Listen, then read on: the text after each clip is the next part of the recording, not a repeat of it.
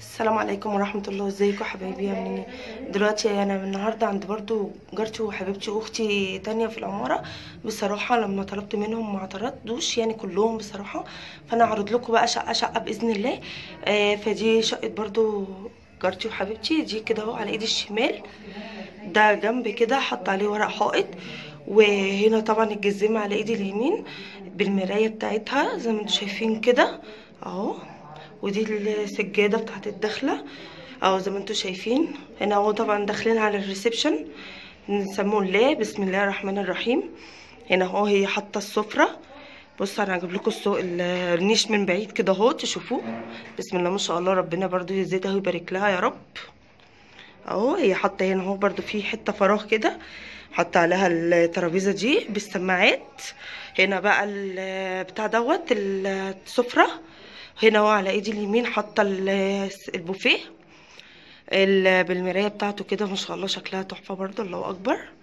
ربنا يزيد يا رب كده وعقبال كل الناس يا رب يوسع عليها.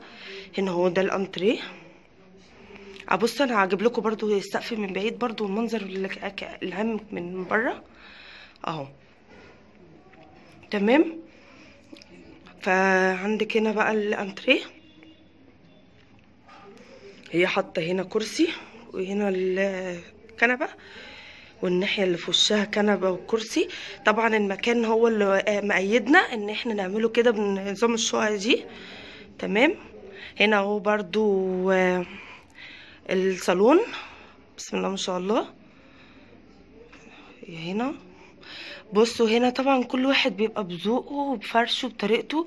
يعني كل واحد طبعا ايه بتبقى دي حرية شخصية للفرش. طبعا في ناس بتعمل مودرن في ناس تعمل ستيل يعني كده براحتك. برضو انا هاجيلكم من هنا من عند البلكونة اوريكم من ورا عامل ازاي المنظر كده اهو. المنظر من ورا ما شاء الله يعني جميل. طبعا هنا اهوت على ايدك اليمين في هنا الباب ده بيدخلنا هنا على الاوض. هي حاطه هنا البرقع ده كده اهو تمام. ده بتاع الخلات.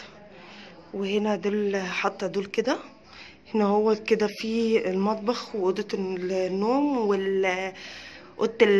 وهنا من الطرقه كده على ايدك اليمين بتدخل على اوضه الاطفال. في الاوضه اللي زي عندي هنا اهو دي برضو بتاعت المعيشه. بس انا اعملها في فيديو تاني لان هي كمان بتوضب فيها دلوقتي. هنا اهو كده في اول الدخله بسم الله الرحمن الرحيم.